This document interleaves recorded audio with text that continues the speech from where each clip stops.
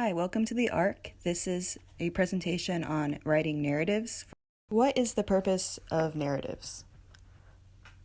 So, you may or may not have written a narrative essay in your life.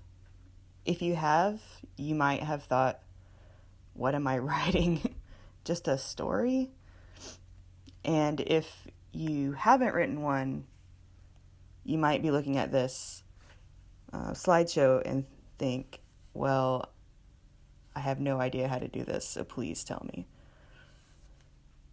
A narrative essay is actually in some ways very simple to write, and in other ways one of the more challenging types of essays to write.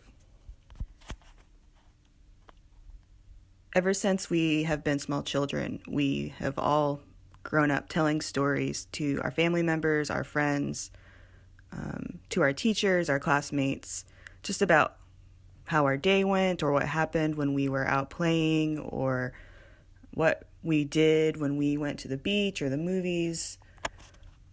These types of simple stories are the basis for the types of skills that we already have that we could use in a narrative essay. To put it simply, the purpose of narrative essay writing is to tell a story. So if your professor has given you this assignment, you're going to say a beginning, a middle, and an end with certain characters and a certain type of result and mood throughout the story. The mood is an important part. You need to express some sort of emotion, positive, negative, maybe a mixed feeling. And finally, a narrative essay is going to portray your point of view, often in a personal meaning or perspective or lesson, something that you learned or that you would like to teach others if they are reading your essay. So a narrative is presenting information that will affect the audience more indirectly, but hopefully more powerfully than just a persuasive or argumentative essay might be able to. So, what makes narratives different from other types of papers? First of all, a narrative is not an impersonal, logical, citation-based, or otherwise presenting information from other people's point of view. It is extremely personal, and it's often written in first person.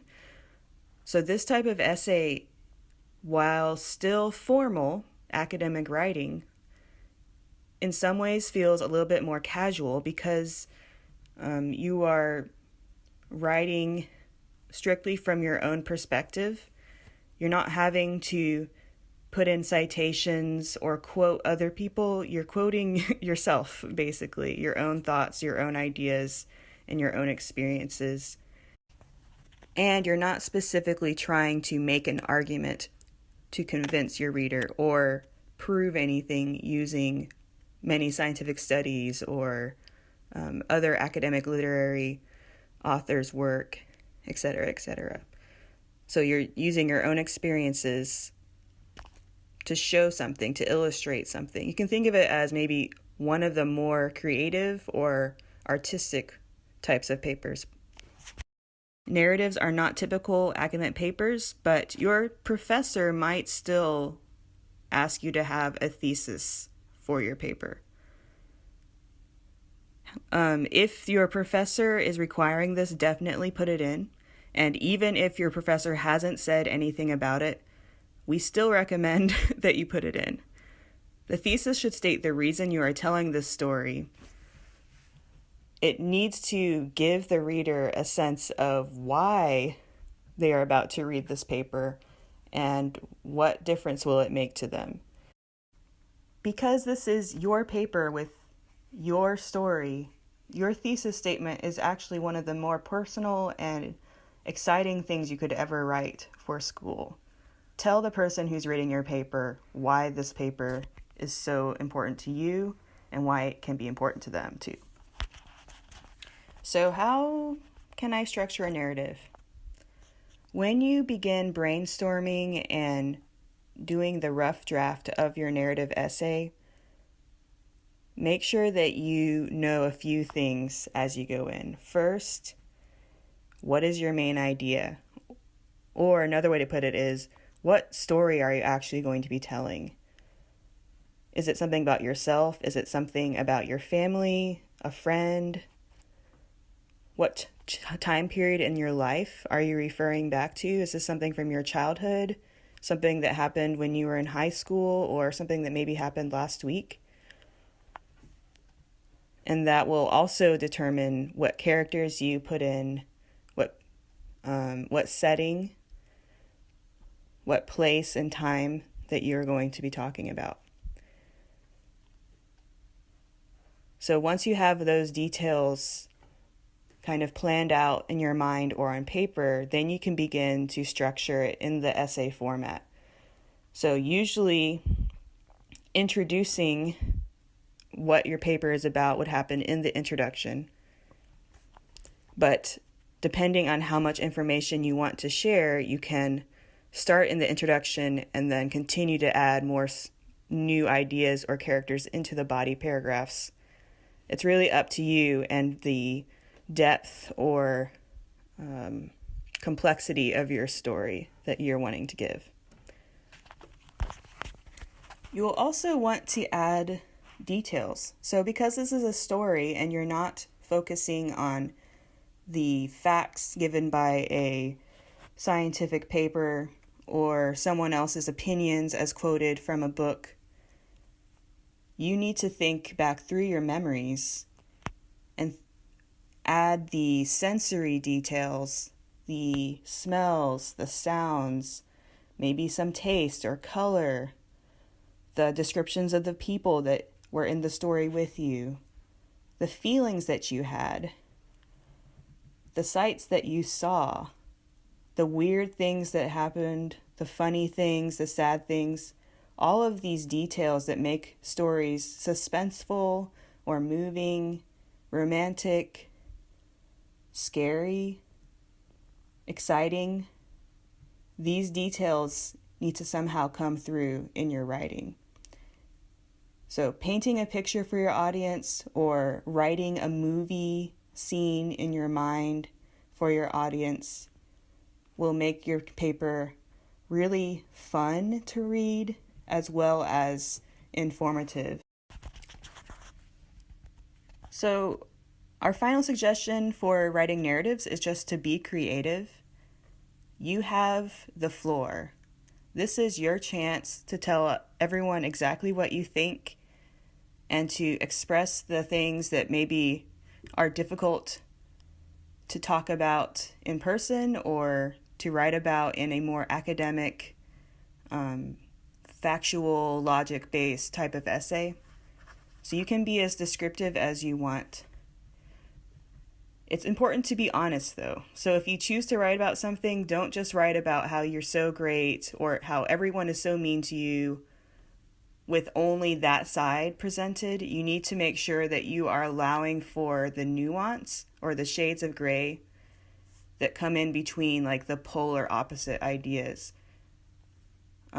So the honesty, the nuance, the accuracy of what happened to you. Most situations that we find ourselves in are very complicated, and so it's actually more powerful to talk about a complicated situation in which some bad things and some good things happen to you, rather than saying only bad things or only good things. It's more real. It's more realistic that way. And because you're able to present your expression and your perspective, but then also take into account other people's reactions and perspectives in your writing, it actually becomes more persuasive to the reader as well.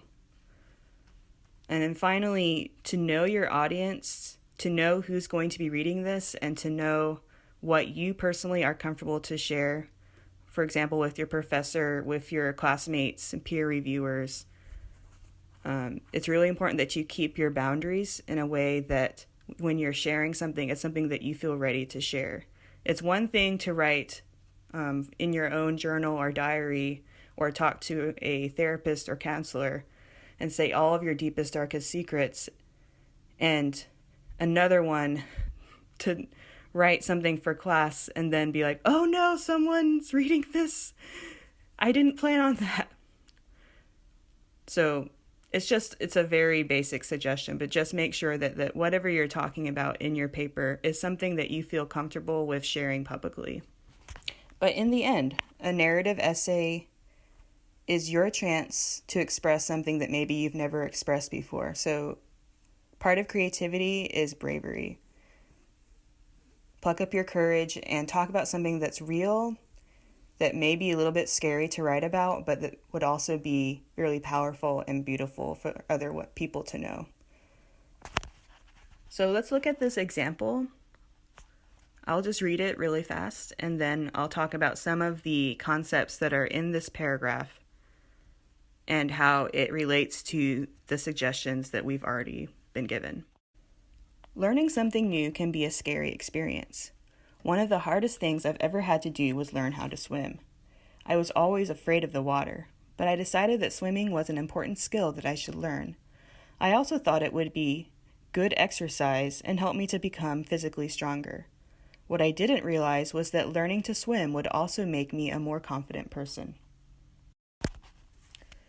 This example looks like it's from the introduction paragraph of someone's narrative about learning how to swim. How I know this is because it's introducing a subject, especially introducing the emotion at the beginning, scary experience, and it's making it relatable to the people who are reading it. So talking about something that's scary, something that's hard, learning how to do something new. It gives the reasons for the authors wanting to learn how to swim, and then the final sentence gives basically the thesis. Learning to swim would also make me a more confident person. And so this tells me what the essay is about, and then I'm very curious as a reader to keep on going and find out. So what was the author afraid of? How did learning how to swim build up that confidence? And then what results did this person see in their life afterwards? Like, oh, I'm a more confident person because I learned how to swim. I want to know what small details the author has found that proves that.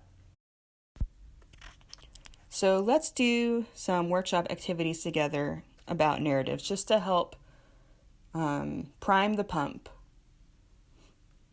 Begin starting our engines for a kind of narrative essay activity that you might have been assigned by your professor.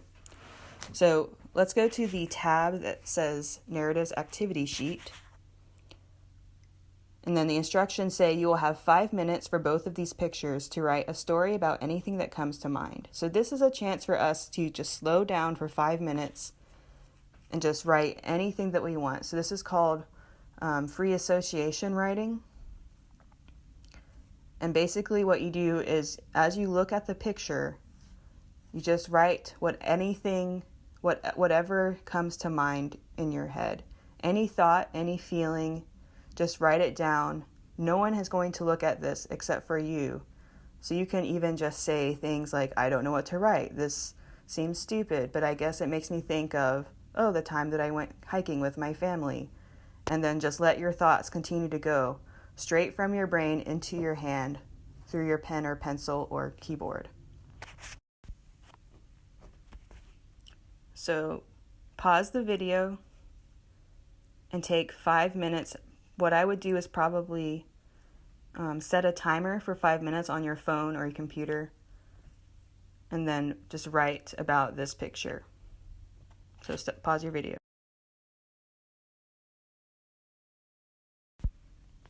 Okay, good job.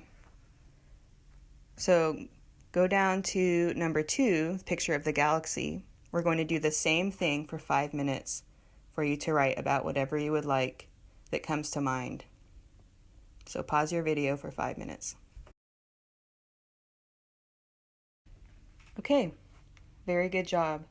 Now you can go back and look at the words that you wrote for each of the pictures, and you can decide what kind of feelings or ideas or stories that came to your mind that you would like to write about for your narrative essay for your class.